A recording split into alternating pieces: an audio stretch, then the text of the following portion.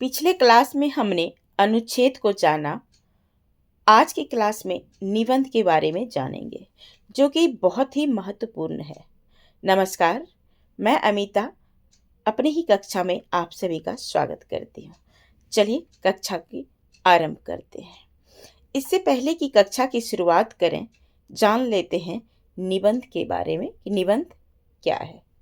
निबंध का अर्थ होता है अच्छी तरह से बांधना। यह दो शब्दों के मेल से बना है। अगर हम संधि विच्छेद करते हैं तो नी प्लस बंध, नी प्लस बंध। बंध का मतलब होता है बांधना, नी मतलब होता है अच्छी तरह से बांधना। बांधना क्या यहाँ बोझा है? बिल्कुल नहीं है बोझा। कि यह शब्दों को किस प्रकार हम बांधेंगे, जो कि एक हमारा निबंध जब हम लिखें तो एग्जामिनर को यानी कॉपी चेक करने वाले को अच्छा लगे, ताकि हमें मार्क्स अच्छा आ जाए। निबंध लेखन एक कला है। निबंध लिखने के लिए विषय का बहुत अच्छा ज्ञान होना चाहिए। अब यहाँ बात आती है कि एक ही स्टूडेंट एक तरह का नहीं लिख सकते हैं। विद्यार्थी बहुत होते हैं। हर व्यक्ति की लिखने की क्षमता यानी कैपेसिटी यानी चिंतन सोच उनकी अलग अलग होती है। दो विद्यार्थी एक जैसे अगर लिख लिए तो वह कॉपीराइट हो जाती है। जो एग्जामिनर्स कॉपी चेक करते हैं उनको पता चल जाता है कि यहाँ चीटिंग हुई है। इसलिए एक ही जैसे नहीं लिखिए। हम कुछ लिखेंगे, आप कुछ लिखेंगे, भले टॉपिक एक ही होता है। यह प्रश्न जब भी पूछा जाता है तो 2-4 आपको पूछा जाता है, या 2 तो मैक्सिमम पूछता ही है, क्योंकि अथवा में होता है। चाहे तो आप पहले लिखिए या वो दूसरा लिखिए। ध्यान रखिएगा जो विषय में आपको नॉलेज हो, ज्ञान हो अच्छा, ताकि हम उसे लिख सकें। और यह प्रश्न अनुच्छेद की तरह नहीं है, अनुच्छेद से मिलता जुलता होती है। जहाँ अनुच्छेद 100-150 शब्दों में पूछा जाता है, वहाँ यह 200-250 शब्दों में पूछा जाता है। इसलिए एक ही विषय पर यानी टॉपिक पर कई तरीके से निबंध लिखे जा सकते हैं। निबंध अगर मुख्य रूप से पॉइंट वाइज लिखेंगे तो बहुत मार्क्स उठते हैं यानी आते हैं, क्योंकि जो चेक करते हैं बीच में उतना पढ़ते नहीं हैं। जहां वह 10 नंबर होता है वहां अपनी मर्जी से 7 नंबर दे देते हैं। अगर आप यहाँ पॉइंट वाइज लिखेंगे तो नंबर पढ़कर अच्छे मार्क्स मिल जाते हैं। अब प्रश्न उठता है कि लिखें कैसे जो कि अच्छे मार्क्स आए। तो निबंध लिखने का सबसे अच्छा तरीका है कि आप उसे नियमानुसार लिखेंगे। तो नियमानुसार क्या है जानते हैं। सबसे पहले निबंध के 3 अंग होते हैं, कई जगह तो 5 भी होते हैं। अंग क्या है? जिस तरह मनुष्य का पूरा शरीर जो है, कान नाक सारे ज्ञानेंद्रियां जितने भी पैर वैर जितने भी हैं, जुड़कर एक मनुष्य का निर्माण हुआ है, ठीक उसी प्रकार एक निबंध का जो निर्माण होता है उसके अंग से बनकर तैयार होती है। क्या क्या है अंग? अंग में आती है पहला भूमिका, विस्तार, उपसंहार। अब ये भूमिका, विस्तार, उपसंहार ये क्या है जानते हैं तीनों के बारे में। ये भूमिका का मतलब होता है परिचय। अब परिचय में क्या लिखेंगे? अब मैं आपसे पूछती हूँ, जब भी कोई आपको सेल्फ इंट्रोडक्शन पूछते हैं तो आप क्या देते हैं? अपना परिचय, अपने बारे में बताते हैं, फैमिली के बारे में, कितने भाई बहन हैं, सिंगल हैं तो अपने मम्मी पापा के बारे में क्या करते हैं, उसका प्रोफेशनल क्या है। अगर आप मैरिड हैं तो आप अपने फैमिली के बारे में बताते हैं। यही है इंट्रोडक्शन। उसी तरह जिस टॉपिक पर आपको पूछा जाए उसी के बारे में आपको बताना है। चलिए इसे और समझने के लिए जानते हैं, एक छोटा सा आपको उदाहरण देते हैं।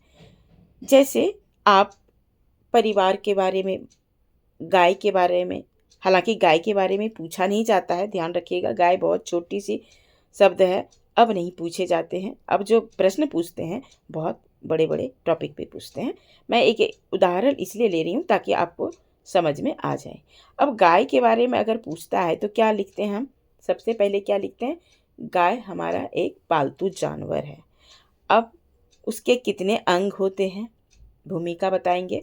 अंग कितने होते हैं, उसके आँख, नाक, पूँछ क्या है ना? उसके बाद आ, आप बीच में जब लिखते हैं उसके विचार के बारे में विस्तार से लिखते हैं, तो गाय से हमें क्या क्या लाभ होती है, गाय हमें दूध देती है, गाय के उपले से हम क्या करते हैं, खाना बनाते हैं, उससे हमको कितना लाभ मिलता है, बीच में आप देते हैं। उपसंहार जो होता है वह है लास्ट। अब उससे हमें गाय हमें क्यों पालनी चाहिए, हमें इसलिए गाय पालना बहुत ही आवश्यक है। यह हो गया आपका उपसंहार यानी निष्कर्ष। ऐसे ही प्रश्न आपको लिखना है। अब प्रश्न कैसे पूछे जाते हैं, कौन कौन सी टॉपिक है जो हाल में पूछे जाते हैं अक्सर, वो भी आपको मैं बता दूं कि अब बड़े बड़े पूछे जाते हैं। जैसे लेटेस्ट में आपको हाल में जैसे फेस्टिवल आ रही है, दीपावली हो, राष्ट्रीय त्यौहार हो, क्रिसमस हो, ऐसे पूछे जाते हैं। और अगर शिक्षा की बात करें तो कंप्यूटर पे पूछे जाते हैं। अगर पॉलिटिक्स चलती है तो राजनीति के बारे में पूछते हैं। छात्र अनुशासन पे पूछते हैं। यही सब तरीके से पूछे जाते हैं। पॉल्यूशन, प्रदूषण चल रहा है तो प्रदूषण के बारे में पूछे जाते हैं। ऐसे सब टॉपिक पे पूछे जाते हैं। अब जो है लिखने का तरीका आपको बताते हैं कि कैसे लिखा जाता है निबंध। सबसे पहले जब भी आप निबंध लिखेंगे, जब हम पूरी पेज लीजिएगा। ऐसा नहीं कि पहले प्रश्न का छोड़ा हुआ वहाँ लिख दिए, उसी में हम निबंध को स्टार्ट कर दिए, ऐसा नहीं करेंगे। जब भी आप लिखेंगे तो पहला पेज में, पूरी पेज में, और स्टार्टिंग से ही लिखेंगे प्रश्न 3 का उत्तर। अब हम निबंध का स्टार्ट कर रहे हैं। वहाँ प्रश्न आपको नहीं कॉपी करनी है, सिर्फ इतना लिखना है। हाशिया जरूर छोड़ेंगे। हाशिया का मतलब होता है स्केल से जो लाइन देते हैं फोल्ड करके, उसके उसके पहले लिखेंगे यानी हाशिया के बाहर प्रश्न 3 का उत्तर। उसके बाद अंदर से हम लिखना शुरू करेंगे निबंध। अब जिस प्रश्न पे आपको निबंध लिखना है उसका टॉपिक जो है दोनों जगह स्पेस छोड़ के सेंटर पे लिखेंगे यानी बीच में। उसके बाद उस निबंध को टॉपिक के लिख कर अंडरलाइन जरूर करेंगे। एक लाइन छोड़ के वहाँ से लिखना करेंगे हाशिया के बाद। और इधर भी किनारे में जहाँ लिखेंगे वहाँ भी थोड़ा सा गैप छोड़ेंगे। ऐसा नहीं कि यहाँ हाशिया छोड़ दिया और उधर पूरा कंप्लीट कर दिए। यानी जब भी आप लिखें तो बीच में लिखें, ठीक है। चलिए अब उसी बीच में लिखेंगे तो सबसे पहले पॉइंट वाइज जरूर दीजिएगा। जैसे हम बताए कि परिचय, पहला क्या कीजिएगा, परिचय।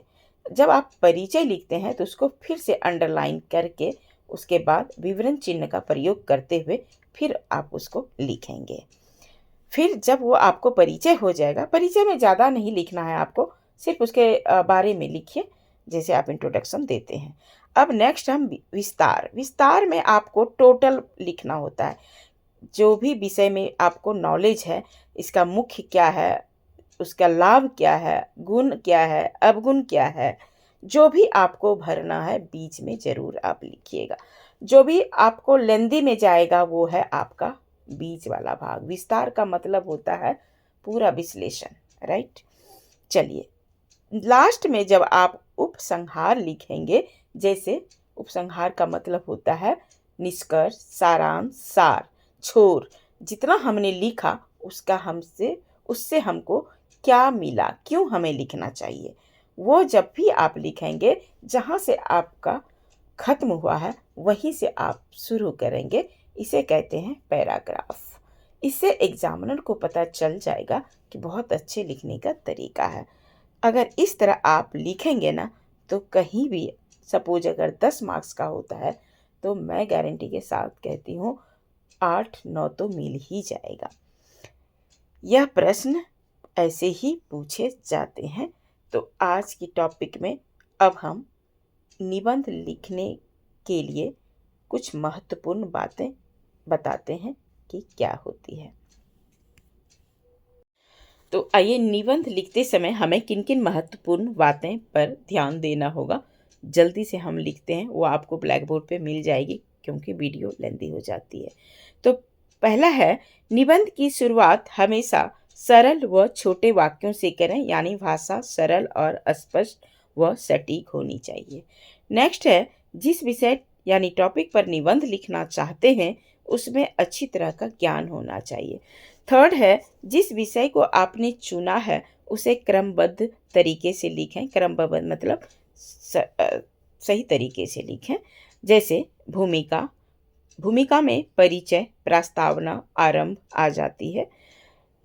उसी में विस्तार है, विषय वस्तु यानी गुण अवगुण, इसी में लाभ महत्व इत्यादि आदि है। मध्य भाग में जो लिखा जाता है।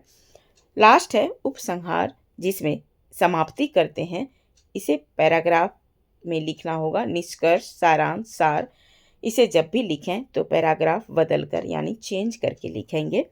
अब प्रश्न में अक्सर ये टॉपिक पूछे जाते हैं जो हाल में हुआ हो, यानी प्रदूषण, पर्यावरण एक ही है, खेल के बारे में, पर्व त्योहार के बारे में जो निकट आ रहा हो, विज्ञान, छात्र, विद्यालय, अनुशासन, कंप्यूटर, नारी शिक्षा, ये सब टॉपिक पे पूछा जाता है। अब बताते हैं आपको गलतियां कैसे तथा क्या क्या सुधार है। सबसे पहले हाशिया छोड़ें, आसान विषय को चुनें, भाषा सरल लिखें, अनुच्छेद और निबंध से मिलता जुलता होती है, लिख सकते हैं। अनुच्छेद छोटी होती है, निबंध बड़ी होती है। अपनी वर्तनी, विराम चिन्ह इत्यादि सभी चिन्हों का प्रयोग करें। परिचय जब भी लिखें सरल शब्दों में लिखें, साफ सुथरी लिखावट का प्रयोग करें। अंत में निष्कर्ष लिखना ना भूलें। ये हमारी गलतियां हैं थी जिसे हम अच्छे से सुधार सकते हैं। तो एक छोटा सा उदाहरण ले लेते हैं और उसी को आपको बता देते हैं कि कैसा लिखना है। लिखते हैं, चैप्टर को लेते हैं। अभी जैसे चल रही है पर्यावरण और प्रदूषण। पर्यावरण और प्रदूषण का अर्थ लिखना है, कारण देना है, प्रदूषण के प्रकार, दुष्प्रभाव क्या है, और लास्ट में सारांश यानी सार जो है वो होगा, समाधान कैसे किया जाए। यही है उपसंहार, कैसे हम इससे निपट सकते हैं। चलिए फटाफट पढ़ते हैं। पर्यावरण दो शब्दों के मेल से बना है, परि प्लस आवरण, या आवरण जो हमें चारों ओर से घेरे हुए हैं। नदी, पहाड़, वायु, आकाश, धरती आदि पदार्थ जो हमारे चारों ओर उपस्थित है उसी का नाम पर्यावरण है। प्रदूषण शब्द का अर्थ होता है वातावरण या पर्यावरण को दूषित करना, यानी जितने भी इंसान हैं वो सबको पॉल्यूशन के बारे में, उसका जो संतुलन है, उसकी तबीयत जो है बिगड़ जाना। आज हमारा पर्यावरण बुरी तरह से प्रदूषित हो चुका है, जिसके कारण भयंकर समस्याओं को झेलना पड़ रहा है। पर्यावरण को बचाने के लिए हमें जो क्या क्या करना चाहिए, वनों की कटाई की जा रही है उसे नहीं काटना चाहिए। इसी प्रकार कल कारखाने जितने भी चिमनियां से निकलते हुए धुएं होते हैं वायु को अशुद्ध कर देते हैं। इसी तरह ये सब चीज़ें नहीं करनी चाहिए। जो जल पीने लायक है वह भी प्रदूषित हो रहा है, प्रदूषित होता है। प्रदूषण मुख्य रूप से 3 प्रकार के होते हैं। ये जरूर पॉइंट दीजिएगा। वायु प्रदूषण, जल प्रदूषण और ध्वनि प्रदूषण। वायु जो आकाश में होती है, जल जो नदी तालाब का होता है, और ध्वनि जो धुआं चिमनी से निकलती है उसे ही हम कहते हैं ध्वनि प्रदूषण। चिमनियों तथा सड़कों पर चलने वाले वाहनों से धुएं के कारण वायु प्रदूषित हो जाती है। जो बाइक चलाते हैं उससे भी धुआं निकलती है, उससे प्रदूषित हो जाते हैं। कारखानों से निकलने वाली गंदगी को जल को प्रदूषित करती है। प्रदूषण के कारण अनेक प्रकार रोगों का जन्म होता है। वायु प्रदूषण के कारण सांस लेना बहुत ही खतरनाक है, जिससे आँखों की बीमारी, जल प्रदूषण के कारण पेट की अनेक बीमारियां हो जाती है, और ध्वनि प्रदूषण से मानसिक तनाव बढ़ने लगता है।